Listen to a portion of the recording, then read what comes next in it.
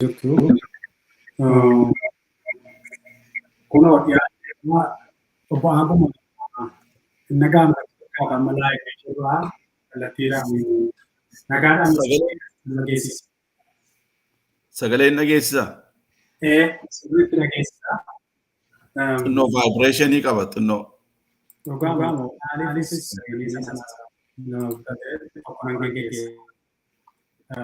vaayibireeshinicha nan ariyaa. Okay, I'm clean it. It's clean now. Okay, good. Tole. Baay'ee fayyaa ta'e obbo Aanguma wanta irratti haasofnu ajandaa baay'een qabaa. Ajandaa keessaa har'a ajandaa tokko yookiin lama irratti haasa'uu barbaada. Inni tokko waa'ee atakaroo gama waa'ee laga Galaana Diimaa sanaati warra Asabii sana warra Mandii sanaati. Inni kan biraan immoo waa'ee waraanaa cimaa beela cimaa biyya keenya keessa deemaa jiru keessumaa immoo Wallagga keessa deemaa jirudha. Asirratti situu haasofne natti tola. Inni kan biraan yoo irraa waa baranna ta'ee waa'ee wal dhabdee warra Hamaasii fi warra Israa'el kanaarrattidha. Mee Asiyaa jalqabnu akkamittiin ilaalte waan amantii warra wal dhabdee warra Israa'elii fi warra Hamaas kanaa akkamittiin ilaalte keessumaa biyyi kuni Hamaas akka qaama shoror keessaattis maqaatti wanna jedhee Hamaas sunis immoo lola ofii jalqabee barbadeessoo ofii jalqabee magaruu Israa'el dachaa meeqan akka wanta sana deebisaa jiru sanatti argama. Maalirraa barannaa ammoo gumaachinni wal dhabdee addunyaa kanaatiif gumaachu maayinni dhiibbaa inni akka waliigalaatti guutummaa biyya lafaa irratti fidu maayinni amantiidhaa wajjinis wal qabsiisnee waan tokko kana ilaaluu hin dandeenyu. So mee kanarraa kaa'u. Baay'ee gaaffii gaariidha kuni. Isa fuuldura garuu baga wal agarree yeroo dheeraa booddee walitti deebine baga jiraatte atisi. Anis egaa dulluma wajjin waan hundumaa wajjin qabsoodhaan jiraannaa.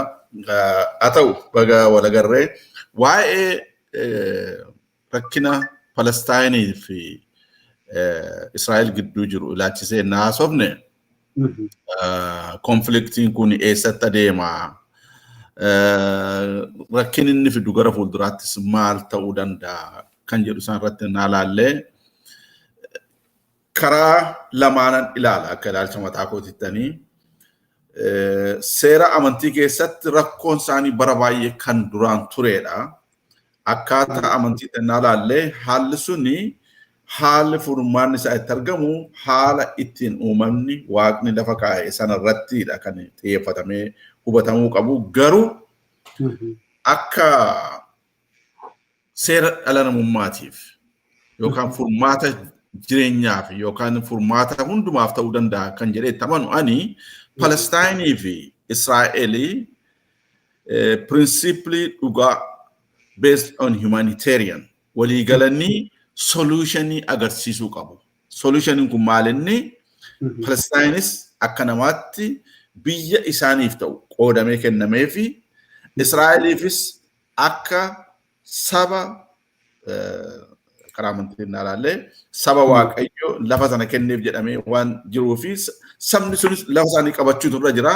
Kanaafi akkaataa sana irratti walii galanii furmaata argachuutu irra jira. Garuu jarri kun akka furmaata arganneef there is a powerful people from behind. Isaan kan dubbii kana istiirii gochaa jiran. Ameerikaas haa ta'u, Raashiyaas haa ta'u, karaa lamaanuu aangoo isaanii keessatti wal morkachuuf agarsiisa aangoo isaanii keessatti hojjechaa jiru jechaadha. Kana gidduutti garuu uummata sana dhumaa jira. Lafa arbii irratti wal irratti margatu miidhama badaa nama camee badaa kan jedhamu sanaadha. Kanaafi the best solution for the Israel and the Palestine Gazaadhaa fi West Bank kan jedhu sana dhiisanii West Bankitti galanii akka state of Palestineetti jiraachuu qabu. State isaanii qabatanii mootummaa isaanii qabatanii iddoo lamatti filchamanii jiraachuu mannaa. Gazaani Sheloon waan hundumtuu belongs to the Israelites. Isa kan Israa'eliif dhiisanii nagaadhaan jiraachuu qabu. Israa'elis lafarraa balleessinaa ajjeesnee finnaa lafi kan keenya kan jedhu sana of keessaa dhaabuu qabu jarri kun. Sanarrattidha kanan akka ilaalcha mataa kootti kan itti amanu. Kanarraa hafe garuu nama tokko ajjeestee jiraachuu hin danda'amu. They cannot survive by killing the Israeli peoples. Suni dhumaasaa fi badiisa cimaa uumaa jechaadha. At certain point, Israel illee anama supportii gochuu gootu hin ta'ini, they believe in democracy. Dhugaa isa ufannaa ta'e. Nama ajjeesutti illee nama hin baay'isanii. So when it comes to their nationality, namni isaanii tokko yeroo du'u garuu, they are taking a very serious retaliation. Kan avoid gochuudhaaf. Hamaan amma kan hamaan jedhamu suni, hamaan by any reality. Hamaa jechuun afaanuma Oromootis, afaan historical Bible keessatti ilaalte, hamaa jechuun badii nama hojjetu jechaadha. Badii yookaan ajjeesuu dhiiga dhangalaasuu sana kan hojjetu jechaadha. Kanarraa they have to refrain from that. Ummata nagaa ta'anii nagaadhaa fi amma ummata miskiin ijoollota dubartoota dhumaa jira. Warri kan hojjetan hundumtuu they run away. Kaampii lafa jiraatan biyya adda addaa keessatti. Kanaafi ummata isaanii dhuguma if they are determined to liberate Palestinian, they have to put a peace negotiation first. Ijoollee isaanii dhala isaanii seevii gochuudhaa fi karaa nagaa isaan irratti hojjechuu qabu jechaadha. Kan keenyatti hin adeemine garuu an keenya wajjin an keenyatti erga jettee dubbatte maaltu na yaadachiisee miidiyaa hawaasaa kanan ilaalaa ture. Namni ka Raayyaa Abbaa Macaafaa jedhamu aktivistoonni keessumaa amantii Islaamaa deeggaranii bineensa Yihuudii kanaa Rabbiin lafarraa haa barbadeessu jedhanii yeroo hunda barreeffama isaan barreessanii gara gartuu warra Gaazaa yookiin warra Filisxeenii Palestaayinii sanaa godhaniitu. Kun maal akeekaa? Oromoo baay'ee nama akkaataa sanaatti. Sanatti deemaan jiraan iyyuu sanaadha dubbii cimaan waa'ee hamaa kan jedhu isaan irratti kanan sila dubbadhe. Hamaa jechuun badiisa kan hojjetu jechuudha. Messenger of evil. Ergamoota seexanaa, ergamoota badiisaa jechaadha. Kanaafi kun woordiin sun jechi sun geddaramuu qaba. Amma addunyaa kanarraa na fuute ilaalte. Israa'el habadduu, hacafa qabtuu, habadduu. Even the Christianities should have to perish from the world kan jedhu sanatti adeemaa jiru. Sanaafi ilaa namni Islaamaa tokko Islaamni nagaadhaa jedhu. Islaamni nagaadha jedhanii Rabbi isa ajjeesu jechuun asii ol Waaqa ajaju jechaadha. Waaqayyo akka nama ajjeesu. Kanaaf kadhannaan isaanii fudhataman qabu jechaadha. Their prayers, their beliefs, their religions, it doesn't have credential. Crediting qabu jechaadha. Rabbiin nama ajjeesi akkas godhi maaloodha kana kan jedhamu suni iddoon qabu fudhataman qabu. Kanaafiti jechi sun geddaramuu qaba. Amantiin isaanii illee amantii violence miti jedhu garuu they are declaring violence. They have to stop that. Kanaaf ummanni Islaamaa iddoo jiru hundumaatti amma fakkeenya ummata Islaamaa biyya keenya keessaa na fudhatte qabsoo Oromoo irratti xiyyeeffachuu caala qabsoo Islaamummaan baay'achuu isaa irratti xiyyeeffatan wanni ta'u. Guraagee ta'e na Islaama ta'e their friends. Amaara ta'e Islaamaa ta'e their friends. The same like Palestinians. All Arabs are the friend of Palestinians. They hate the Israelis. That will never get any acceptance. Israel is Israel. Palestine is Palestine. Arabs are Arabs. Historical background is not tracing. Go the Arab Uranda Garu be some matter with Chajra in Palestine state when you go to Barpan. Najar Isab Imamatasani. Karana God and solution should have more Nagadan without attacking, without creating any problem against the Israelis. They have to sit down and negotiate. State Israel in circle what the Granamo Israel they can have West Bank as the state of Palestine, but the Gaza has to be belongs to the Israel. Akasitin ademo mukaba. Kana ajetu afinjere wangara bura ni kan Kenya in the namato jisa namato ratu wanita ansuni. Karafe di yufu ratama hinkabu. Islam ni dojiratu hunduma Palestine de garanate. Tragedy gara bura they cannot reach anywhere.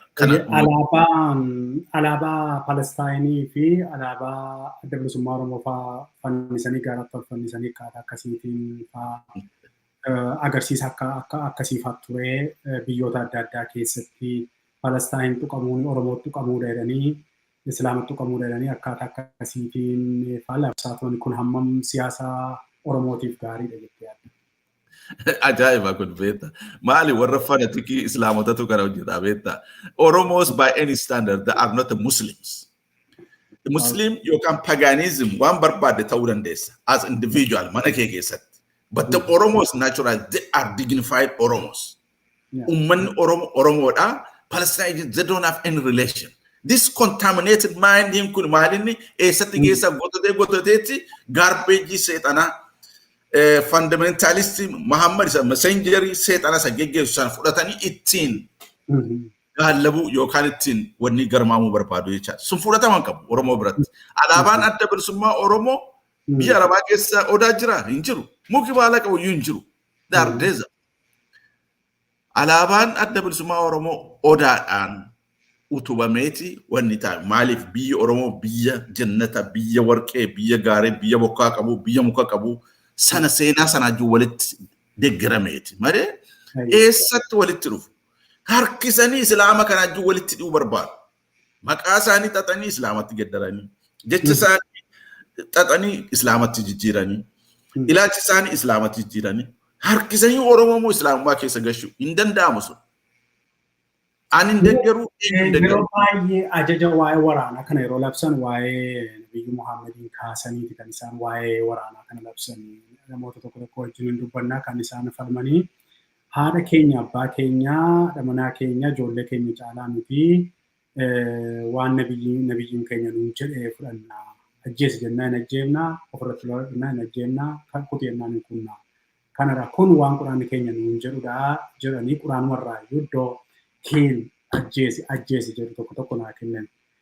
Kuni akkamittiin ilaalama gaafa akkasumatti siyaasuma addunyaa kanaa gaafa ilaaltu sadarkaa ayidooloojiitti. Ayidooloojii namichi kun biyya Arabaatti dhalatee lafa kaa'ee deeme kanaan kun sammuu uummata Oromoo sammuu sabaa addunyaa kanaa doomneet godhee gara shororkumaa kanatti fiiguun kun hundumtuu garamitti ilaalama jettee yaadda. Sun yeroo baay'ee dubbadheera waan kana irratti yeroo baay'ee yaada koo ibseera asirratti. Maal sitti fakkaate namichi kuni Muhammad kan jedhamu kuni he is rhetorically nama akkuma kanaan dura dubbanne he was a rapist, he is a killer, he is a blood sucker. Sigale namni kuni gaafa military mataa isaatii dhabee jiru Iraanitti ergee Libaananitti ergee namoota isaanii dubartoota babbareedoo jiru. Isaan kana abbaa manaa jalaa fuudhaa wajjin ciisaa. They are happy. And that they join as the army of Muhammad. North Africa akka kana. Kanaaf maal amma kana jechuu barbaade namni kun waan inni historically waan inni preach godhe waan inni uummataa keessa kaa'e mataa isaayyuu nama ajjeessaa nama fannisaa nama asii gad qalaa bal'eessaa maqaa rabbii waamanii ittiin nama ajjeesu kana hundumaa barsiise. Kun jechuun they are testifying that he is a Satanist messenger. Nami kun amanna historically naalaalte namoonni ajajaa keenyatti akkas godhin jedhanii wanni taani. There is no way the God messenger telling kill someone else. Injiru waan akkasii. Kuni unless you are radical Satanarraa kan dhufeedha waan akkasii kun. Washington DC'tti yaadatta yoo ta'e bara 2009 Jawaar Mohammediin haasaadhaaf waammataniitu tokkummaan islaamotaa naannoo DC jiranii haasaa akka godhuuf waamanii achirratti obboloonni keenya warri Amaaraa jirtanis Sumaalee jirtanis islaamonni iddoo adda addaa jirtanii harka wal qabatanii qabsoo Oromoo wajjiniini Oromoon amantiin Oromoo yoo jiraate islaamni jiraata islaamni yoo jiraate Oromoon jiraata erga jedhee booda anakka cuuccaan amantii jiru iyyuu hiriyaa koo Gondarii dhufe tokkorraan dhaga'e malee naannoo keenya kun hin jiru naannoo keenya parsentiin 99 amantii islaamaati namni tokko waa tokko jedhee nama caalaanii mormarraa kunnaa jedhee Jawaar Mohammed haasaansaa asirra fidee yaa anis nan qaba isa viidiyoo isaa qaba. Amma waa'ee morma kutii, waa'ee ajjeesii, waa'ee amantii kee kan hin taane kutii kanaa dhaloota ammaa maal gorsita? Barsiisa akkasii amma fakkeenyaaf amma gaa kan Nabiyyu Muhammad waggaa 100 duubaatu hin taane har'uma warri lubbuudhaan jiran iyyuu kanuma lallabu. Aktivistoonni warri mallee egaa siyaasa keessaas deemii keessaas ba'an kunis kanuma lallabaa turanii. Har'a Finfinnee ta'anii namoonni miidiyaa qaqqabatanii yeroo darbee yaadattoo ta'e qeeqa kee irratti namichicha dhaqaa ajjeesanis irratti dhufaa ajjeesaa labsaa turanii. Har'ayyuu warri lubbuun jiranoo ajjeesii balleessi magaalaa inni jirutti dhaqaa ajjeesaa mana hidhaa galaa nyaadhaa coomaa nama isa ajjeestanii akkas godhaa jedhanii tola jajjabeessu. Waan akkasii kana akkamittiin gorsita? This is very clear. Wanti kun waan lafa jirudha beektaa. Namni jireenya barbaadu akka seera waaqaatti jiraachuu barbaadu nagaan hundumaa caala. Nagaa nama wajjin jiraachuudhaa fi nagaa namaa yaadu nama ajjeesuu kan jedhu piriichii sana dhiisanii nama wajjin akkamitti jiraanna. Jireenya namaaf akkamitti gaarii hojjenna kan jedhu sana wanni ta'udha. Garuu yoo namni tokko dhaloota jenereeshinii tokko badiisa gorsannaa ta'e badiisa sana qabatee deema namni jechaadha. Lubbuu isaa akkamitti Muhammadiif kenna namni? Lubbuu keenya isaaf laannaa. Haadha manaa koo ijoollee koo caalaan jaalladha. Namni kun nama ajjeesaa ture, nama balleessaa ture, nama reeppii gochaa ture, nama dhiiga namaa lolaasaa ture. Amantii kana fudhattan malee jedhee kan morma namaa cirsiisaa ture. How you become following and sacrificing your life for such kind of evil person? Sana identify dhugaa jiru. They have to find out the truth. Kanaafi namoonni kuni knowingly or unknowingly beekumsa dhabiisarraan ka'edha. Kan kana wanni ta'a. Namni kun jannatatti isaan hin galchu. Where is Muhammad now? He is tormented in hell. Seexanaa jin hidhaa keessa jira. Hanga the last day of justification gaafa guyyaa furdi eeggachaa jira namni kun. So kanaafi iddoon ni jirullee they have to find out. Amma seenaa nama kanaallee yeroo dubbisan quraanarraa isa ta'u iddoo adda ta'u waan inni hojjechaa jiru kan detail isa hubatanii understanding godhanii maal akka hojjechaa ture. Badiisa hojjete kan hundumaa sarchi godhanii wanni ta'uu qabu malee akkasittiin maqaa nama kanaatiif jennee duuna lubbuu keenya of laanna akkas of goona kan jedhan suni beekumsa dhabuurraa ka'ee gadalii yookaan qilee keessa seenaa jiru jecha. Har'a simtamii badiisa sanarraan ka'etti uummanni biyya lafaadhaa gooliidhaan goolamaa jira. Kan wal ajjeesu terroristiin addunyaa kanarra kan baay'atee jiru. Eessarraa dhufu? The terrorists came from historical background of Mohammedism. Taliban, terrorists in the kan when breeding they came from the Islamic. Kanafi, when the Tugan Jirumalin, let us stand with the truth. Tugan Kunumalin. We have to save each other. We have to align with the truth. Namni kuni nama aki badi du'i namaan jedhe ofii ittiin ani waaqa ani dhaqeen Maariyaamin illee haadha Yesuus Kiristoos garaan dhaqee fuudha jedhee nama piriichii gochaa turedha bara. Ani waaqarraa ergamaa dhufe. How come? Namni nama ajjeesu tokko akkamitti waaqarraa ergamee dhufe? So kana hunduma they have to find out. Kanaafi beekumsa dhabuurraan ka'eeti an lubbuu koon isaaf kennaa isaafan du'a jedhanii kanaan wanni asiifatti washabaa rukutaa jiru. Kan keenyas taanaanii haala eeggatu yeroo eeggatu malee biyya keenya keessa kan jiran haalaaf yeroo eeggata isaan ka'aniiti olaantummaa isaanii dynasty of the religion ijaaruu barbaadu malee maalummaa Oromootiif immoo yookaan Oromummaadhaaf kan dhaabbatan hin jiran. Kun dhugaadha kun. Ijaarsa erga waan kana kaaste ijaarsi qabatamatti warra Sudaan Ijipti kana kaasee aktivistoota mana siyaasaa keessaa dhiitaman kaasee warra akka miidiyaa Finfinnee irraa amantii sana dagaagsan kaasee mana mootummaa keessa warra poozishinii irra kaasan ilaallatee walga'iin adda addaa Keeniyaattis Jibuutiittis iddoo adda addaattis kan deemaa jiru jira yeroo barbaachisaa ta'etti Itoophiyaa sana irratti waan akka isaan jedhan sana maali wanti jihaadii sun waan dursa ijaarsi ta'ee gaafa barbaachisaa ta'e dhimma kana labsuu kan jiru kun muuvimentiin kun jira. intinoota warra Al-Shabaabii kana wajjin wal qabsiisee warri keessumattuu warri mana siyaasa keessaa amma warri piipiyyaastee aktivistoota wajjin alagoota kun ijaarsa sanatti jiru. Warri Awurooppaa keessas ta'anii Keeniyaa keessas ta'anii ijaarsa sanatti akka isaan jiranii warri keessa beekuunis waan baay'ee gadi babaasaa jiru. Mee sana ilaalchistee dhaamsi ati yeroo tokko tokko waan bor iftaan waggaa 5-4 booddee as ba'u dursine dubbachaa turre waan ta'eef dhimmi kun Itoophiyaa keessatti qabsiisaa jira. Deemuuf jira qophaa'ee yoo danda'ame bara Mallasaafaa baay'ee yaalamaa ture warri TPLF baay'ee jabduu waan ta'eef waan shawar keessummaa sana gadi qabdee cabsitee asiin geesse. Inni kun immoo gaafa dhufu fakkeenyaaf Abiy gaafa dhufu gaafa as ba'u mana baankiis kophaa baafadhaa jedhee caasaa amma manni wanti ministeerri dinagdee mataasaa harka isaanii jira. Caasaa sana keessa wanta hojjetamaa jiru jira. Waan baay'eetu biyya sana keessa deemaa jira. Warri biyya bulchan iyyuu kana gadi fageenyaan kan isaan hin beekne caasaa baay'eetu jira. Warri tama biyya bulchaa jiran kan isaan hin beekne garuu wanti ijaaramee biyya sana keessa aggaamamee jiru faatu jira. Shoor keessaati kaleessa engada Hamaas maaloo itti sun fagoon naqu biyyuma keenyatti yoo arguudhaaf dhaga'uudhaaf jirtu. So kana ilaalchistee wanta ati gorsitu yoo jiraate wanta akeekkachiistu yoo jiraate. Ammas irra deebinee kanan haasa'uu barbaadu yeroo darbes dubbannee irra waan kanaa mootummaa sanatu mootummaa nama dhaga'u miti malee signaalii cimaa kennaafii turre. Kan hundumaa akka avoid godhaniif.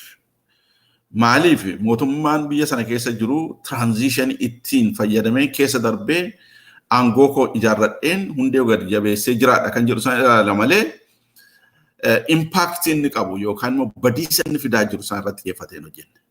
So amma waan amma asirratti kaaste kuni jarri kuni sirkalii isaanii network isaanii Horn of Africa keessatti gadi fageessanii ijaarrachaa jiru. Kan Hamas kan Palestine kan kana fakkaatu hundumaa explosion sana kan caalu gara fuulduraatti ta'uu danda'a kan jedhu sanarratti dhugaadha. Sanatti qophaa'aa jiru jarri. Baankii hayyamamee fi baankii banatanii jiru.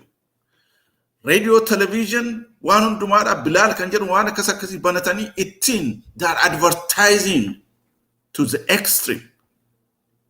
Terroristoota karaa adda addaatiin organize godhanii hafuura lafa jalaatiin kan hundumaa qopheessaa jiru.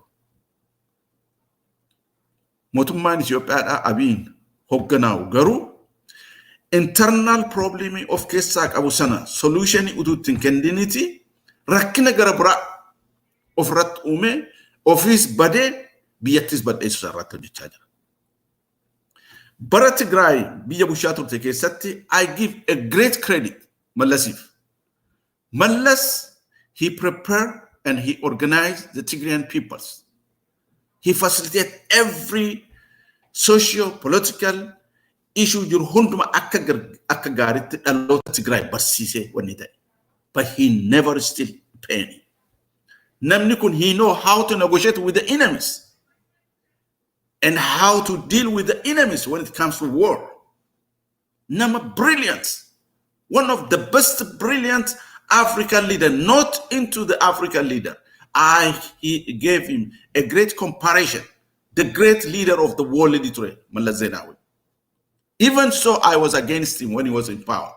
But I am realizing that he is a very dynamic person. Amma gurbattina ma angor absoro motin angor baate jirtu ashabarin kuni. He tried to use his words sometimes. Akka Mallasis active gochuu barbaade. Jechoota Mallasis fuute active gochuu barbaade. But the people should have to realize that Mallas was the architecture of politics in Horn of Africa, not only in Ethiopia. And then, namittiin kun maal gochaa jirti? Yoo feete akka Mangistu active gochuu barbaade. Look at recently the change, the machine band of the Derg's military inauguration. He was trying to new generation group why Mangistu Bekan. We know about Mangistu. We've been there. Isa kanaan popularity uumuudhaa fi the military banding amman ittiin adeemaa jiru ammaadha. It is a Mengistu's where he was creating that. Isaan kana keessaa fuudhee ammallee they are not well trained those who are playing the band. Garuu formation isaanaan adeemaa jiru. Tokko kan lammata immoo military inaugurational the way they are, you know, the self-isaan ittiin adeeman. The Derg military was trained by the North Koreans. Akkaataa itti isaan formantii godhanii ittiin walkii godhan hundumtuu is completely North Korean and Chinese style. Bara sana keessa jugooti. Jarri kun garuu miilla isaan ilaali. Miilli isaan inni tokko gaddabaa, inni tokko olka'aa, inni tokko inni. They are not trained. Inni garuu kan yaadu maalinni I am Mengistu jechuu barbaadan mana. Because Mengistu was a nationalist by the time. And Mengistu was fighting for the unity of Ethiopia kan jedhu. Competitively kanaan wanni ta'uu barbaada. Asabiin gadi lakkifne, Mutswaa gadi lakkifne isaaf waraanaa ture, Eertiraallee gadi lakkifne waraanaa ture. He is a dynamic person. Ammallee ture illee amma Mengistu gashuu barbaada baramman credit argachuudhaaf. He is a nationalist kan jiru sanaaf. The old army of Mengistu, some of them they still start joining him. Sigale nami kuni nama standing qabne. He was just flying on the air. Bakka qubatu nama hin qabne. Yoo fedhe Mallas, yoo fedhe Mengistu. Look, Mengistuni, he was respectful in the Eritreans' eyes. Maaliif Eritrean they respect Mengistu and Mallas. Because what? Jarri kun chuda, they have their own words. They have their own saying. Akkaataa itti dubbatan, waan dubbatan san. Firm standi addunyaa irratti, stage irratti kan qabani. Namni kun garuu he don't have a single word from his own mind isaa keessaa hin qabu namni kun. Sometimes he used the Mallas's word, sometimes he used Mengistu's word. Kanaaf Ethiopian peoples, the new generation, nama kanaan akka hin gowwoomfamnedha kan generation kana dabarsu. Attaalaa leeba, baay'ee gaarii. Sobduu, kijibduu, nama dhalootarraallee kabaja hin qabne, nama kijibduudhaan kun. Amman generaala kana. Legacy of Branu Jula, Field Marshal. Nama kun, do he fit that Field Marshal position? No. Nama have lembar elementary namati. He was one of Tarawata Dari airborne Mengistu Alaman Yerosana Kesa kan Katarameda. Malinni kanin Field Marshal God, Secretary in a Jajamaf. Warra isa jajamne ajjeesee fixeera bal'eessee fixeera isaaf waan hin hojjetan kanaafi amma minilikiin achirratti ol ba'anii odeessuun isaanii abbaa malaa eenyu abbaa malaatiin san fuudhanii achirratti odeessuun isaanii military inauguration isaa irratti what was the mission maal ergaan sun inni alaatti because they are the generation of OPDO dhaloota jaraati ergaa OPDO jechuun gantuu mootummaa Itoophiyaa empire sanaaf ergamtee kan jiraattu garaadhaaf. Military kan jiraattu gobanaa daacefa. Isaan kana ol fuudhaniiti they are trying to plant them. Historical background isaan eessaa akka dhufeeti ofii isaanii expose of gochaa jiru. Hattu, bitamtu, gurgurtu bara gobanaa daaceedhaan Minilik harma dhaloota Arsiidhaan dubartoota Arsii harma aannolee irraa ciraa ture. Gobana was right there. Abba Mala was right there. Eenyu commanderoonni yeroo sana military Arsii irraa cirsiisaa turan. Gobana daacee fa'i. They are Oromos. Warra garaa bitataman. Beeta mangistii gacoomaa nyaatu. Uummanni Oromoo miskiinni garuu hin qalamu. The same thing was happened. Seenaa sana deebisaa jiru jarri sun. Oromo must have to realize that. Jarri kun gantuudha. OPDO'n gantuudha. Baduu qabdi, buqqifamuu qabdi, biyya sana keessaa ka'uu qabdi jecha. Inni dhumaarratti kana siin jechuu barbaada. Otoo walitti qabeenya dubbachuu. Gara dhumaatu na jalaan deemine achi keessaa. Dhuma jechuu koo utuu hin ta'ini sanaatiin wal qabatee kan deemu sana dubbachuu barbaada waa'ee Eertiraadha. Dhimmi Eertiraa irratti namni kun amma gabaa kisaaraa keessa jira. Oromo, they rejected him. The Tigrayans reject him. The Amaras reject him. Amma agenda garabrati umajiru. Akamitin ummata Ethiopia sana waliojin asabin qabanna. Asab kan Ethiopiaati porti malee jiraachuu hin dandeenyu jedhanii yeroo jedhanii gowwaan ka'eetu hoo jedhee lolatti nama. Abiddatti nama jechaadha lola miti. Abiddatti nama. Kanaafi achirratti maaliif abiddatti nama uummanni Itoophiyaa uummata miliyoona 120 olii uummanni Eertiraa uummata miliyoona 50 hin taanedha. Yoo waraana labsanii ji'a tokko gidduutti asabiin qabatanii galaana sana to'annoo Itoophiyaa jala gashuun hin danda'amu maal soda maalitu jira? Inni kun akkas yaade inni kan hunda adeemaa jira. Uummata miliyoonii meeqa taane biyyi xiqqoon wanni taate wadabiin yookaan immoo poortiin dhawwachuu hin dandeessu kan inni jechaa jiru kana underground PP kaadreen kana manipulate gochaa jira. I will let you know this. The Eritreans stand 1% for 100 or 1,000. Eritreans are dedicated for their sovereignty. Kanavi, even amma want to deema jiru ummanni sun they have to be aware of namti kuni biyya bal'eesse ofi baduu deemaa jira. Military inauguration suni it came from the frustration. Sodaarraan kan ka'edha. Ittiin ummata sodaachise mangistunu Scud missile kan caalu agarsiisaa ture. Military show isaanii nothing garbage no military show agarsiisaa ture.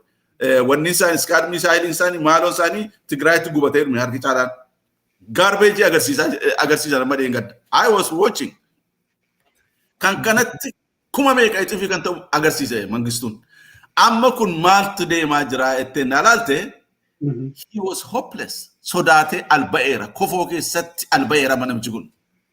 Bakka deemuu fi deemullee qopheeffateera namicha maayini Arab Emirates sana achi deemuudhaaf jedhee wanni ta'eera mana jaarsisaa jira achitti. So kanaaf Eertiraatti bu'uu jechuun he is playing with the fire. Maappii Affaarii fi Isaan wal qabatee jira jedhee asii Eertiraa fi wanni walitti qabee fide. What about the Djibuutis? They are Afars. Somalia keessa Ethiopia keessa jiru jedhe. Kenya keessa jiru jedhe. Okay, let them go. Ethiopia keessa kan jira Afar Ethiopia dabaluu barbaada they want to go. He tried to use as an instrument. Somalia barbaaraallee ittiin qabatee wanni ta'uu barbaada. Somalis, they don't let him. Ethiopia second generation Somalians, they have to join their own natural Somalians. Kanafi, the peoples of the Ethiopians, especially those who live in that country, they have to wake up. Malif, Dammakutu Rajra, Jerry Bafunin Hasa Himbene Kuni, General Shekuni fi, Malu General Mayungut, Cadet Course General in Furani, or Kansimo Academy. Kadetin galle brand julara ugas overnight. Akasum the push from class to class. Kanan achige. Kanavi anaman undermine sango chu commit. They are not fit to lead that country. Grupan Kuristanani Abiy Matansa he cannot lead that country. He has to get off that country. Somalin the Eritreans don't use a single bullet. I'm massive Ethiopian peoples and the minority Eritrean can you sarcasm Ethiopian Eritreans they don't use a single bullet against this government. You can Ethiopian. The Amaras are fighting. Eritreans they betrayed the Oromo freedom fighters. Now they're going to switch with them. They have a very dynamic system. 120 million Ethiopia can you Eritrea became 200 million fighter. Create what you done that within a microsecond. Let it be happened. Okay. See that? I'm not shocking ke warra amari already lora kesa wan jiraniif akkuma kana dura waggaa tokko lama dura leenjisuu jalqabdeetti miti Eritrean warra faannoo amaaraa kan hidhachiisaa jiru. Yeah. Kanaaf isaan joinii wal godhu jechaartaati. Isaan yes. Isaan join godhu. Okay. Gargaarsa immoo biyya biraatii waan argatan sitti fakkaata gargaarsa akka misaayilaa kana maaloo kana And Erdogan Eh, already they have why Irakina Western is and Ratikaevi, Russia of China, Hamma Funyanitis, they have Malin tactical missile, nuclear missile. They already have that. Masawa Kesa. Tactical missile nuclear of the Ertranam. They don't declare officially. Russians and China they already landed over there. Mine advantage, Ertraan amma advantage, mine Russia advantage, China advantage. Qaamni tokko kan inni gargaarsi godhu Very good. So Nigama, we go beyond Africa, beyond Africa demnu. Russia afi Ukraine keessa kan jiru haala jiru hundumaa impact. What the Western are playing, you know that. So isaan kana solution itti kennuudhaaf the Russians are doing everything they can across the world. The Chinese also the same thing. They have issues with the Taiwan. Global instability in Umamade Majram. Kanavi, whomever supporting Russia or China, they are on their sides. Isa supporting Gava China Deme, before he arrived over there is a declaration of agreement that Djibouti can jiran hundum to face with Americans. Navali Achikaban. But Eritrea, they have secret nuclear arsenal, tactical nuclear arsenal at Abatani. Russia, the same thing. Kanavi, Atradar Bemo, Saudi Arabia, Bin Salvadini, Russia, secret agreement with Eritrea, with Russia, and everything they set over there. Plus, Saudi Arabia, they have a base in Assab. Combat Air Force at Chicago. Kanar well Kabatetu, the Somalians are joining the Eritrean government now. Because issue in the Somalia and still go charging hundum to stability Somalia. So that one even Namni kun Marata already the agreement with the Eritrean government. Sanav Kante issue soon. It goes beyond Ethiopia. I think it is a total distraction. Malif Namtin Kuni. He don't have a moral dignity to lead Ethiopians. Stable PCBS and against Fidu in Dendes is still. Hala Yeroda Pekesta, Malakan Guchature, Aka immoral in Namagudatera, stable minding of Mari Akashkari, Aka Jole Bunabeti gets at Hatit Alte Gudiste, Aka Guguve as if you Nita Wantoko Nita Uda. And he is not stable. Automatically change his stand and they go that way. Kanavi, the African government, they condemn him, include Ruto, president in Kenya.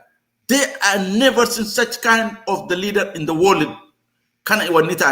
Al-Sisi, he was condemning him. Sudanese general, they totally condemning him. Kanav Nemikuni, he is unstable.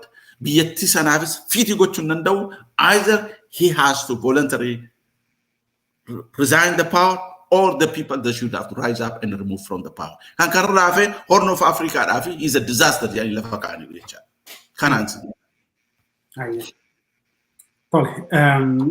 tokkotu deddeebi'aa keessumaa kan nama ijoo mari'achuu turre isa ture garuu yeroo biraa itti deebi'uu nurra jiraata sa'aatii waan baay'ee deemee fi beekii lushee kan jedhu beekan pileesii gaaffii kana naa gaafadhu. Ummata Wallaggaaf sagalee ta'uu dhiisanii warra Free Palestine jedhaniin ergaa maalii qabda jedhanii naa gaafadhu hagumaa naan jedhe. Waan akkasiitu ture kan inni social media argaa ture. Baay'ee galatoomii beekii lushee xiyyitii wanni waraana Oromoo ture inni bar beekii lusheedha. England jira. Fayyaa ta'e gaaffii gaarii haasofte gaafatte dhugaadha. Maalinni yeroo dhugaa dubbannu dhugaan yeroo hundumaadha. Sobni dhugaa lola. Dhugaan garuu hin buruksee irra deema. Soba buruksee asii gad owwaala jechaadha. Warri har'a bilisummaa Oromootiif deeggarsa goona akkas goona warri jedhanii hedduun isaanii they are intended to make a revolution. Akkamittiin Horn of African totally state of Islamia akka taatu sanaaf adeemaa jiru. They will never success. Oromiyaa libereetii gochuudhaaf adeemna. Oromiyaan kan duuf Oromoon libereetii akka ta'uuf. Amantiin biyya Oromoo keessatti immoo kabajaan mana isaa keessatti akka kabajamu.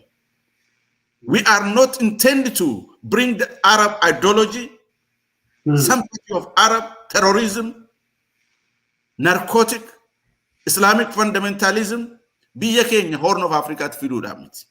We don't allow them. Sanarratti we don't compromise. Asta'aniiti Palestiniif wajjini nu tokko jedhanii yaada dabarsaa jiru. Oromiyaa keessa ta'aniiti alaabaa Palestiniif lolaa jiru. It will never happen. Yeroo keessan balleessinaa yoo barbaachisaa ta'e ilaalaal. This is a reality. Biyya Arabaa keessatti namni biyya Westernii dhufee hojjetee nama ta'eeti baratee wanni ta'a. Gaafa biyyaa dhufan Western yeroo dhufanii Aeroplaan keessatti poorkii nyaachisanii saanduuchii godhan nyaatanii waan argatan nyaatanii waa amantii as dhufan. As dhufanii hojjetanii nama ta'aniiti the fight against the whites. The fight against the Jewish. Company Western keessa jiru hundumtu is belongs to the Israelis. Belongs to the Jewish. Kanaaf let me conclude my point. Sanuma wal qabsiisteeti maanni gaaffii akkasumaatti addaan si kutummi achuma Boonaa Kaayyoo maal jedha sheekota biyya Ameerikaa fi Yurooppii keessa teessee Free Palestine jedhu kan hin qaanumne kanaanoo maal jettu jedhe wal qabata waan ta'eef achuma. Fayyaa ta'e dhalli namaa kana qulqulluun Oromoo keessatti taasaa kunoo. Thank you so much. Maaliif kana naasaa jira bara. Gaafa dhufanii maqaa adda bilisummaa Oromootiin mootummaa Itoophiyaan nu qale most of them they are nomads. Gaala eeguu, hoolaa eeguu, re'ee eeguu kana keessaa baanitti they are civilized. They teach their children. Instead of teaching their children, they teaching the Arab fundamentalism. Terrorism barsiisaa jiru ijoollee isaanii biyya Ameerikaa keessa ta'anii. They must have to stop. Sana irratti hojjechaa jira jechaadha. How to stop them, how to adjust their brain with the Western ideological system. Kanavi astani Palestine in the gap. Astani terrorist in the gap. Astani biyya Oromoo keessa ta'aniiti Oromoon rakkina keessa jirti isa dhiisaniiti achitti deeggaru. Waraana Oromoo keessa ta'aniiti alaabaa Palestiniin fannifataniiti waan sana deeggaru. Suni by any means hin danda'amu sun. Amantii keessan qabadhaa mana keessan keessa qabadhaa. Lafa teessanitti wanni ta'a Oromoo keessatti with the center of the civic Oromo immo Oromoo duwwaadha kan dubbatamu. Jecha Oromoo duwwaadha kan dubbatamu. Afaan Arabaatiin itti munaagda sanallee we gonna stop that. Dhaabbachuu qaba. Sanaadha boleessa koo. Kanaaf sheekonni as keessaa buddeen furdaa dafqa faranjiitiin dhufanii bilisummaa argatanii wanni ta'anii isa sana laanquudhaan yookaan immoo laamudaan sun hundumtuu haala sana keessatti of ilaaluun isaan barbaachisa. Dhaanamma yeroo baay'ee London keessatti nan ilaala waan baay'ee achitti baratan nama ta'anii deebi'anii they're talking against the British government. They're talking against the Western government. They challenge them. That's a democracy. Democracy on the time it's important. Hammasan until they touch their nose or their eyes. When they do that, they're going to send their own place where they can get a multi-system of training. Canada, jechuudhaaf hin jedhe biyya keenya keessatti du'aaf rakkina jiru hundumaa kan rakkoo nutti fide mootummaa sana duwwaa utuu hin ta'in rakkoo nu gidduu jirutu shaffisaan akka nu hin deemne nu godhe. Walirratti malla. Girrigirri lalee waa hin machaadisa jettu. Amaarri, this is what it is. Rakkoon ummanni Islaamaa qabanii girrigirri kana keessatti lafa barbaanne geenyaadha. Gurbaa hattuu argobbaa sanaan Jawaarin yeroo deeggaraa turanii they want to put him on the power. Maaliif ilaalcha isaaniif akeeka isaanii iddoon nuugaa jedhanii waa yaadaniifiti they are rallying behind him. Day and the night they rally behind him. Waan inni jedhu fudhatanii isaan obobsaa turani. Suni hammam Oromoo kamii? Kana ilaalchisee maal jedha Boonaanii Mahammadi daa'ima waggaa 6 ishaa kunooti gudeedee fuudhee obboleettii haadha isaa waan kanarratti illee kanaan dura waan baay'ee jetteetta. Ani hamma xinnoo ishee beekutti hamma literaaturii jaraas quraanas hamma argee dubbisetti exactly lakkoofsa haadha manootii isaa hin beeku. Namni kun haadha manaa 11 nan yaadadha.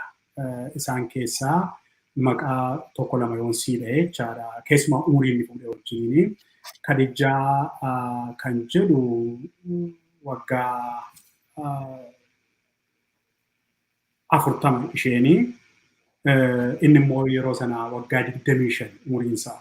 Waggaa 25 ta'eetu maanguddoo waggaa 40 fuudhuu Prophet Muhammad ifatti jira jechaadha. Kitaaba jira.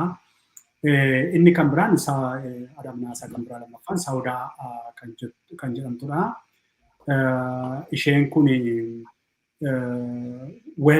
umurii ishee well documented miti jedha. Garuu immoo Prophet Muhammad hangaftii jedha. Aishaanii isuma amma jedhanidha. Isheen waggaa 6 fi 7 gidduudha yeroo inni fuudhee jedha. Literaaturii isaaniitu wanna jedha. Inni kan biraan dubartiin isheen kan biraan Hafzaa jedhamti. Hafzaa bin Umar. Isheenis isaa ol akka taatu. Isheen kan biraan 5ffaan Zainaab akka jedhamtu. Isheen kan biraan 6ffaan Salmaa Hindbinaat Abu Umayyaa maqaa kanaanis waamamti. Umurii ishee seeraan dookumentii hin taane garuu inni quxisuu ta'a. Itti akaa'amaa. Inni isheen kan biraan 7ffaan Zanyaab kan jedhamu. Isheen kan biraan 8ffaan Juwaariyaa kan jedhamtu. Isheen kan biraan Habiibaa kan jedhamtu 9ffaan. Isheen 10ffaan Safiyaa fi isheen 11ffaan Maamunaa kan jedhamtu. Sadarkaan umurii isaanii hin kaa'amne keessuma kan waggaa 6-7 sanarraa kan hafe. Fi isheen yeroo waggaa 25 ture. Isheen immoo waggaa 40 turte kana kan amalaaf naamusa inni qabu kanarraa ilaalamee maaliif jaallatame isaaf jenna isarratti nuti lubbuu keenya iyyuu marsiifannu yoo duune iyyuu gammanna. Carraa isaa iyyuu argadhu kan naan jedhe jedhama. Carraa isaaf jedhe iyyuu asirratti waan tokko physically maal akkani ta'e dubbisteetta. Muhammad he is a dwarf. Nama gabaabduu tokko akka isaan bareechanii dubbatamin. The book said he is a very dwarf. Nama gabaabduu dinkiidha. I'm telling you the truth. Inna fuudhanii samaa irra ol baasanii miidhagaa bareedaa maaloo kan jedhan sunis kun hundumtuu soba. Kijiba. Baay'ee booyyuu bifa isaa ilaalanii garraamummaa isaa. He is one of the ugliest person. Amma seenaa baay'eetu illee jira. Waa'ee isaan 5 dhiqatan sanallee waan baay'eetu jira. Tu yeroo qabaanne we can talk about that. Maalirraa kan ka'e. The guy has his own problem. Sigale. Fantoo qaba. Beeta. Physically he has a problem. Kanaaf guyyaatti 5 caalaa utuu hin dhiqatin noo. And then isa kana fuudheet akka regulation of life keessa gasheet akkaataa ittiin itti fayyadaman sana wanni ta'e malee is a disaster. Namni kun he is my godness man. Utuu seenaa isaa dubbistee you will see so many tragedy. Nama dhugaas ta'u he is a cursed person. Nama miti namni sun bar. He is evil, one of the notorious. Na isa kana raasi jechuuf hin jedhe malee.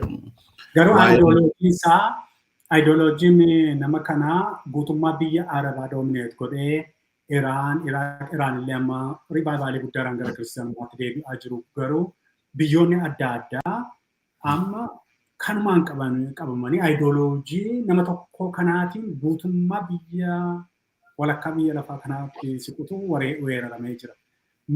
Maal gochuutu danda'ama jettee ilaalta kanaaf furmaanni maal? Sunni bar dhaga'i namoonni this is a wrong impression. Amma Khadija istrii ishee innaa agartee Khadija fuudheette mini. Khadija she was a merchant. Abbaan manaa ishee du'e. Sigalee he serving her ergamaa ture mana sana ishee keessatti. Khadijaan she is a businesswoman. The Persians Gulf. Iranians are highly educated. Namoota akka Abubakar faa, Ali faa, they are Iranians. Isaan kana expertoota sana jira. Sana fuuteeti Bible irra akkamittiin akka koppii godhanii waan jiru hundumaa akkamittiin akka konvertii godhan. Namicha kana immoo nama ofiisaatii kuubuu nama dwarfiidha, manaan baaneedha, ergamaadha. Achi keessatti waan tokkotu ture, which is very secret. Matsaafan dubbisa sana utuun sitti agarsiisa si garrama. Maal jedhanne akka inni isheedhaa fi ajajamu mana keessatti. Amma ashkariini baay'ee mana keessatti mana abbaa qoroo mana fiudaalaa keessa yeroo wanni taatu dubartoonni isaanii bakkee akka hin baane eeguu garuu dubartoota wajjin the closest wanni ta'anii ennaa security baay'ee hojjetu si galee. Muhammad mana keessaa waan baanee fi isheen asirratti illee si ajaa'iba wanti innaa dubbistee gaariidha dhugaan fakkaatu. Innaa waan ati dubbattu kun kitaabarra jiraa? Of course. Isa achirraa barsiiseetu isa booddee isheen jaallatte beektaa. Feentii taate bakka arrabaan wanni ta'aa fi waan adda addaadhaa kana hundumaa dhugaa sitti maama. So amma styliin sun illee akkamittiin akka gara mirgaatti naa gorte gara bitaatti naa gorte enjeloonni akkatti dhufaniitti wanni ta'an kan hundumaa adagamtuudha Khadijaan sun isaan setti gooteetti jara Abubakarii fi wanni sana qopheessitee katabsiistee inni sun achumaan itti fufee sanarra darbee wal fuudhan jechaadha. Excitement bakka life excitement eega dabarsanii booddee. Sanarraa namni sun wanni ta'ee siin jira. Malee namni kun nama waan katabne nama waan riidii gochuu hin dandeenye. The Iranians are the one who did all the things. Isaan kun ergamoota turanii naggaadota isheedhaaf ergamu turanii isaan kana katabe hundumaa siin jechuudhaaf hin jedhe. Matsaafaa sanarra jira dhugaa jira koppii godhan si ergama qoo hin dubbistaa jirra. Boonaan maal jedhaa Allahu Akbar jechaa nama ajjeesu amantiidha jechuun akkamitti danda'ama jedhee nu gaafatee kana inumaa kanarratti ani iyyuu gaaffisiin qaba. Fakkeenyaaf DC'tti Washington DC'tti haasaa Jawaar godhe keessatti deebi'ee yoon si yaadachiise naannoon dhaladhetti akka keessan akka warra Gondarii akka maalii miti 99 amantii Islaamaa hordofaa. Namni tokko ol jira kanaa kaalee hangatuun bamancaanoo inni jedhe sana gaafa inni akkas jedhu allaa kubar jedhan jalaa viidiyoo isaa as gajjallaa kana kaa'uuf nan danda'a namoota so jira jecha.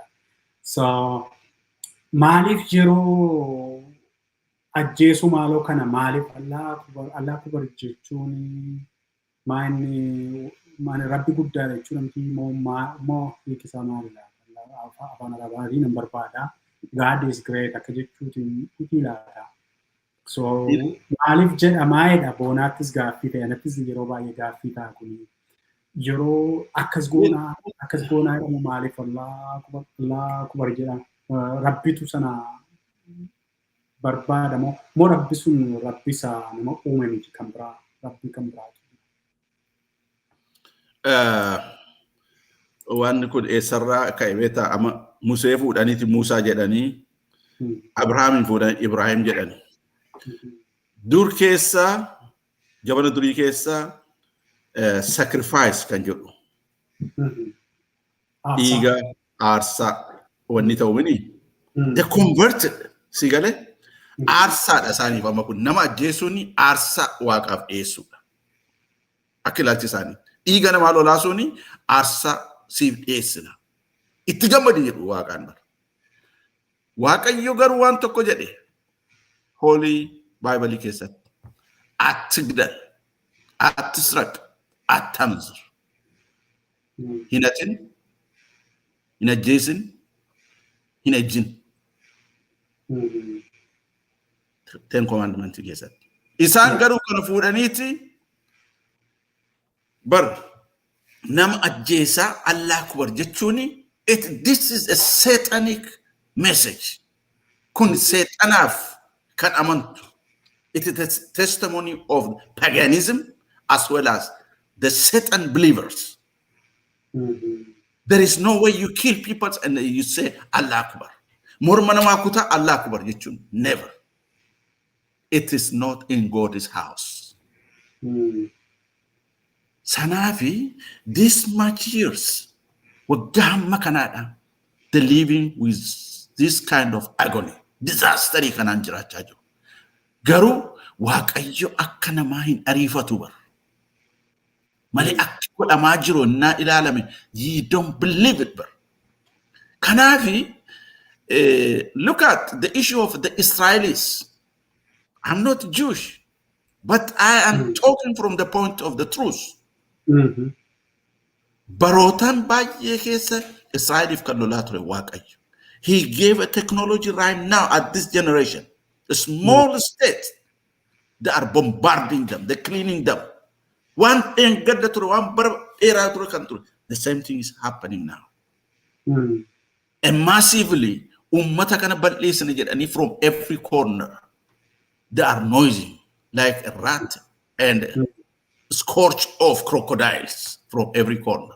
See, Garu, they can do nothing. You are challenging go you cannot reach anywhere. Can have Allah kubar the channel adjust tanani? That religion is not totally, it's not a religion. You cannot say God is glorified by killing the peoples. You cannot glorify God. Kanafi amanti kuni amanti Satan organized the country on that efi. There is no way to compromise with it. Baay'ee gaarii. Musliimonni Oromoo maaliif akka uummata Arabaatti of ilaalu jedha beekumsa. Musliimonni Oromoo maaliif akka Arabaatti of ilaalu. Darbee immoo sanumaa wal qabsiisee maal jedha engadda luqqisiiruma baay'ee quraanarraa kan argine tokko waa'ee ajjeesuu ilaalchisee ila tokko okay yeroo biraansi addisiisaa biyyuma keessa ta'anii ajjeesaa mucaa tokko qeeqee waan tokko qeeqeenna mucaa bishooftu tokko jimmarra taa'ee ajjeesaa dunni jirutti hundi keessanuu labsuma irratti labse. Biyyuma keessatti labsa akkasitti labsa. Kan ammoo gaafan ilaalu dargaggoonni keenya waan gochaa jiran kana waan beekan natti fakkaatu. Luqqisiiruma mataasaa gidduu kana maxxanfamaa ture keessaa waa'ee kiilii kanaa quraan marra kan jiru jechuudha. Dubbifatte baay'ee isaa argita. Meeyoon amma isa dubbisutti raayyaa abbaa maccaa maal jedhee fuula feesbuukii irratti waa'ee adda addaa namichi qubeessa danda'een barreessu namni illee barreessu natti fakkaata baay'ee rakkataa hordoftoota miliyoona tokko wannoo qabaa qubeen afaan Oromoon barreessu siin galu waan isaan beekamu waa'ee adda addaa jedhama haadha manaasaa ilmaansaa lama yeeyyiin Israa'el duraa nyaatteetti rabbi rahaamata haa godhuuf yaa waa'ee rabbi obsa siifaa kennu gaazexeessaa miti yoo qabsaa mirga namaati yoo jedhame raamiti waa'ee Abdallah jechuun Filisxeema tokkodha. Filisxeema tokkotu warra Palestaayinii keessaatu du'ee naanii raayyaa abbaa maccaa katabaaf Finfinnee taa'ee yeeyyiin Israa'elii si nyaattee rabbi rahaamata siyaa godhuu jedhe maatii keetiif obsaa kennuu jedhe. Bari har'aa Salaalee keessaa ummata keenya kaaba Shawaa keessaa Wallagga keessaa boombiitu irratti roobaa jira. Har'aa kan torban kana dhiibbiin xiyyaaraanidha. Horii reeffa horii ciciisu jigee argeera ta'een sooshaal miidiyaa dachee deemaa jira. So sangoota kana harroota horii nama akka ittiin ajjeesaa jirti shaneetas keessa jira jechaadha oppidiyoon. Gurbaan kun jaraaf yeeyyota Israa'el jedheetu warra sanaaf katabaa. Inni kan biraan ammas ichumaanee nuti waan goonu hin qabnu jedha Palestaaniif bo'a. Rabbiin kuduraa isaati egaa afaan Oromoon beeku siin jedhe baay'ee. Rakkata dandeesseen dubbistu. Diina dhala namaa isin hadaguu. Diina dhala namaa Israa'elootaan jedha. Hadaguu. Meeshaan Rabbii kan isin dhiyeessitanii jalaa hin baan isinitti haaroobsu Rabbiin danda'aadha.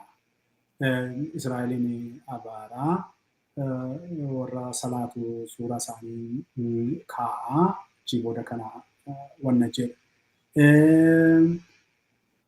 Kanaan wal qabsiisee egaa kan inni gurbaan inni kunis maaliif akka Israa'elootaatti of ilaalama? Maal rakkinni isaa inni jedhuu fi maaliif akka itti ilaalama? Oromoon maaliif akka sanatti of ilaala? Namoonni baay'ee irra caalatti kanaaf qabsaa'u akka kanatti qabsaa'u maali jettee yaaddaati? Fakkeenyaaf suuraa Al-Baqarah chapter 191 akkas jedha Quraanarraa. And kill them wherever you overtake them and expel them from wherever they have expelled you. And fitna is worse than killing. And do not fight them at Al-Masjid Al-Haram until they fight you there. But if they fight you, then kill them, such as recompense of the disbelievers. Look at the case of you kill Shanja. Just kill them. So why kill Sanai? They are copied from the Bible. One point they copied from the right to the left, converting on it. The Amalekites, Waaqayyo yeroo Israa'elin keessa dabarsee Iyyaasuun ergee yeroo rukuchiisee isa kana fuudhaniiti isaan immoo Israa'elin akka warra Amalekitii godhaniiti ittiin uummata filosoofii isaanii fudhatu amansiisuuf akkas godhanii change godhanii kataban, which is wrong. Maaliifiti akka jara kanaa ta'u warra amantii kanaa fudhatanii kan jedhu isaan irratti wanta hubadhu jireenya namaa keessatti. Muuziqaa Ingiliffaa break dance keessa naa deemtee yeroo hat moqistelu you try to dance with them the same break. Sigale? Amaariffaa immoo sweetie innaa ta'e immoo Amaariffaa kana yeroo muuziqaan banamu innaachi keessa galte you are acting with them. Same thing. These people, they don't have destiny. Vision in Kaban, Kaayyoo Kaban. They're living in a blurry life. Blinded life in Sani. They already brain in Sani, akka jirtu lacked up it. Kanafi, what is right for them is only Afaan Arabaa kanaan dubbachuu, akka Arabaa kanatti uffachuu, qamisii Arabaa kana uffachuu, Isani Araba kana jiramiti akka Arabaatti aksi godhanii dubbachuuni, they call it a heavenly language. Disaster on the earth kan isaan ta'e hin beekani. Kanaafi number one, Allah akbar jedhanii nama ajjeesaa jiruuni, it's a disaster for their lives. Identity isaanii gad dhiisanii identity namaa qabachuunsaa, it's a disaster in their lives. Visioniidhaaf galma waan hin qabneef bakki isaan itti adeemaa jiran hallayyaatti adeemaa jiru. Because their masters already he is in hell. He was captured, he was dead, he cannot come back. He is a final tormented evil messenger with his master Satan. He was in hell. That is what they're following. Before it is too late, they have to change their mind and follow the truth. Canada can we go soon? Yeah. Nobody who gets in a follow go charge. They are lost. Yeah. Tole, sa'aatii kudhan dura namni Magarsaa Boshee jedhamu fuula Facebook irratti Saahil Al-Bukaar akka barreessetti ergamaan Allah akkas jedhan. Musliimonni Yihuudoota lolanii ajjeesanii fixanii akka Yihuudoonni warri hafee dhagaa fi muka duuba dhokatanii dhagaa fi mukti sun yaa Musliimaa yaa garbicha Allah Yahudaan tokko na duuba jira kottuu isa ajjeesi jedhanii sa'aatiin dhumaa biyya lafaa hin dhufu. Sa'aatiin biyya lafaa hin dhufu kan jedhu. Saahil Al-Bukaar 2029 in book reference book 56 Hadith 139 USC MSA Web English reference volume 4 book 52 Hadith 177. Islaamni akkasitti barreeffatee uummata Israa'eliif kiristiyaanota balleessuuf lolaa jira. Warri keessan beekne waan miidiyaan jaraa itti muu dhaga'ee gowwooma. Islaamni caasaa lolaa Israa'elootaa fi kiristiyaanota balleessuuf ijaarame ta'uu warri hin beekne mee dammaqaa jedheetu waliigalatti immoo kan afaan Arabaatiin katabames erga riferaansii godhatee booda akkas jedha. Abuu Hurayaan naareet godhu luqqisiisanaa keessaa afaan Arabaatiinis Ingiliishiinis barreeffamee jira. Allah's messenger said, the hour will not be established until you fight with the Jews. And the stone behind which a Jew will be hiding will say, oh, Muslim, there is a Jew hiding behind me, so kill him. Hamma akkas jedhutti xumurrii bara biyya lafaa hin dhumu kanaaf kaayyoon isaanii hamma dhumaatii Yihuudootaatti hamma dhumaatii Israa'elootaatti waraanni kana deemu. Yoo sun adeeme xumurri biyya lafaa dhufa. Kanaaf dhagaan tokkollee yoo dhagaa tokko durallee tokkollee haftee dhagaa tokko dudduuba dhokattee kottu ajjeesi jedhamee dhagichi hamma sun ajjeefamutti dhumni hin ta'u. Kanaaf kaayyoon destinii waraanaa hamma dhumaatii jiruufitti kana jedhameetu barreeffamee kana barsiifamuu mana amantii keessatti jedhe. Wanta tokko hubachuu mataan isaanii hin fudhatu malee dhugaan jiru waan tokkotu jira beektaa. Suni waggaa 4 fuulduran dubbise sata mana haasoftu kana. Saahil Al-Bukaarii kan inni katabe sana. Jibbaa fi hatredidhaan they cannot reach anywhere. The people of Israel, they are protected by Almighty God. Because the symbol of human life on the earth, that God creates them, protects them, and guides them. You cannot fight with Almighty God. I don't care. I'm not Jewish. I'm an Oromo. But I'm telling the truth. If these people continue with this kind of mentality, they will be perished before the Israelis. Israel, nobody can defeat them. Because the power of God is, a dome of power of God is covering them. That's what it is. Kanavi, Soban adema jiru. They want to perish the Israelis. That's the dream. Garu, office anybody jarri kun. Office anybody before even they are attempting, before their attention, they will be destroyed by themselves. Kanaf Israelite, anybody attempt to attack Israel, they will pay a price. Heavy price.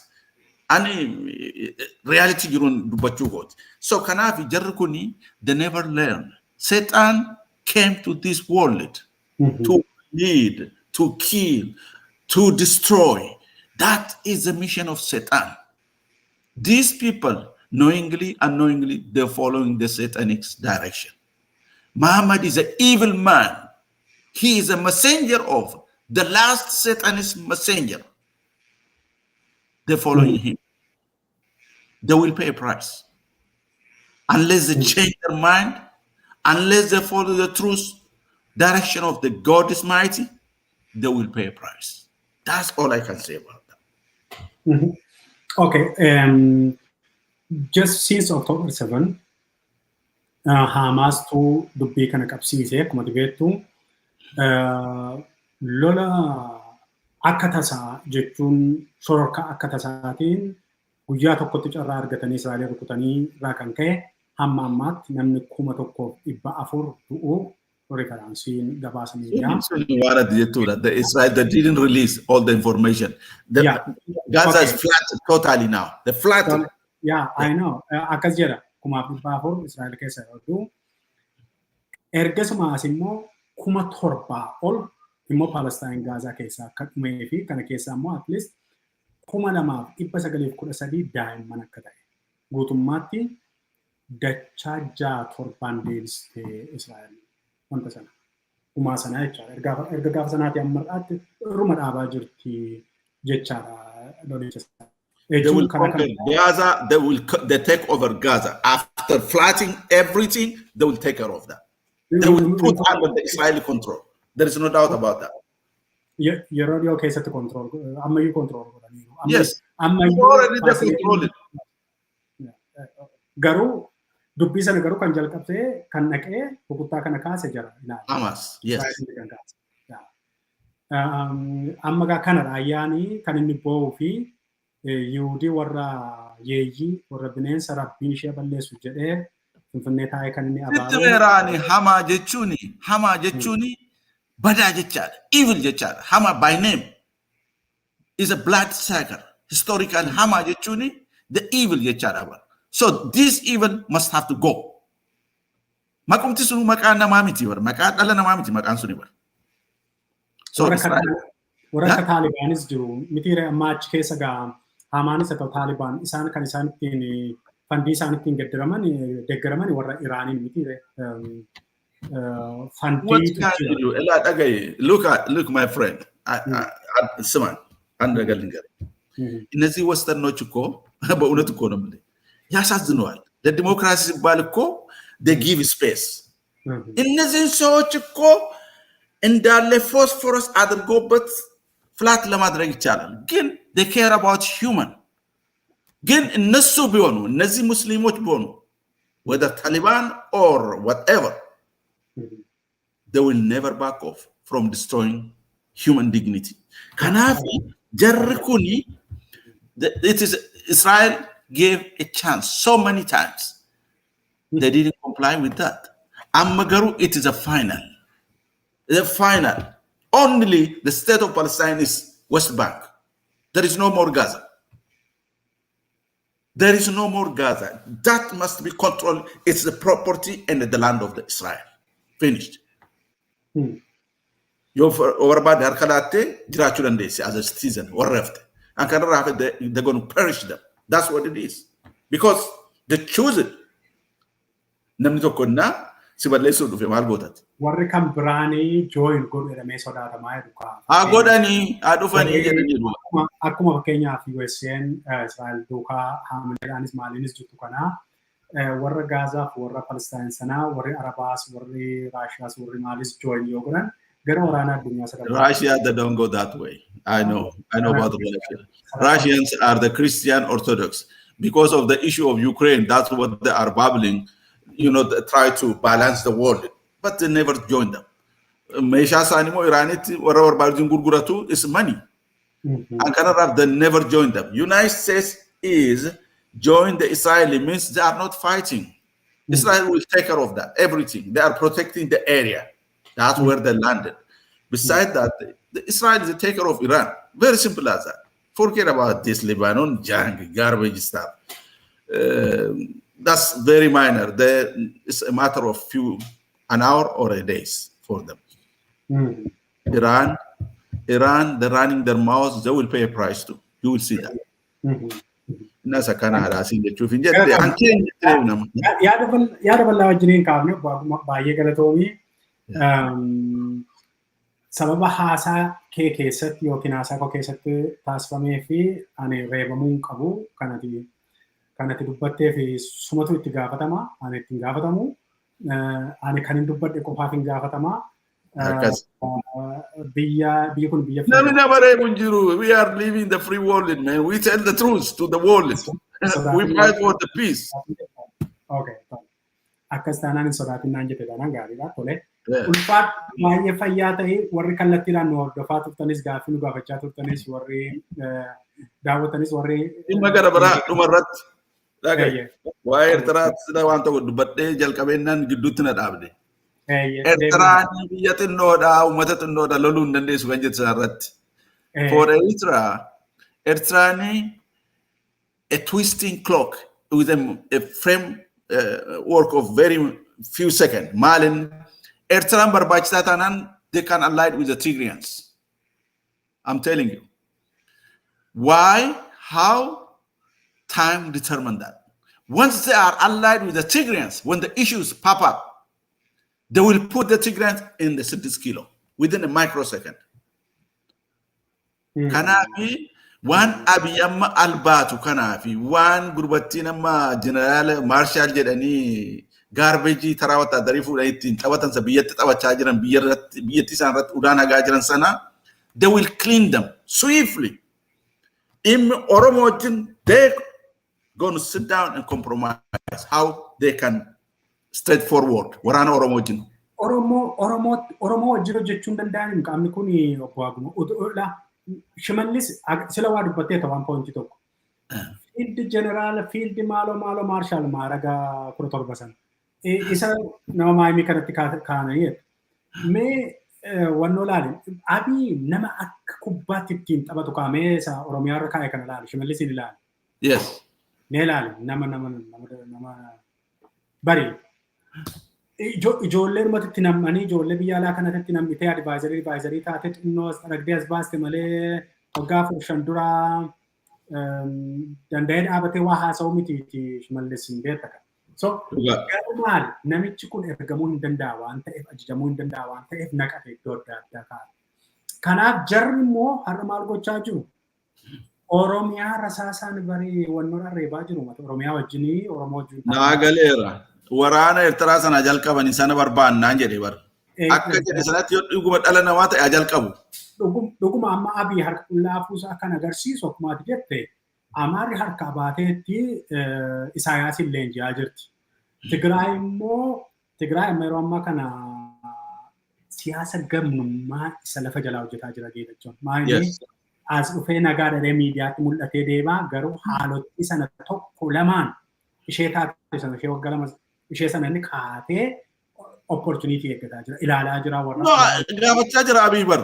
The Tigray generals akka isaan Addis Ababaa dhufanii power sharing after military advisory ka godhanii fakka lolani. He said no. Insanity. Garu Eertiraan amma they have some issue delegation underground. Exactly. The second party, not the Eritrean party, another party they have assigned by Isaias is assigned the Tigray contact group umani. Namtitti makana achirraa dhabamsiisuudha. San irratti hojjechaa jiru sinya. Kan si ajaa'ibu amma Abiy wajjiniin qaamni jiru jireelee nargattu. Somaaliidha jedha hin jiru. Amaaraa hin jiru. Oromoodhaa hin jiru. Namichi kun garmalee deemaa jira. Keessumaa Oromoo daguuguudhaan immoo seenaa ta'een beenne keessumaa Wallagga guutummaa Wallagga Arfan kana giddugala kana daguugganni hojjetaa jiru kun seenaa keessattis kan dagatamu miti. Ani gaafa Eertiraa tuttuquu jalqabe it is a golden time in jedheen. Okay. Gaafa sana dhumeef. Fayyaa ta'e ulfaadhu nagaa ta'e walitti deebina. Hi, thank you so much, man.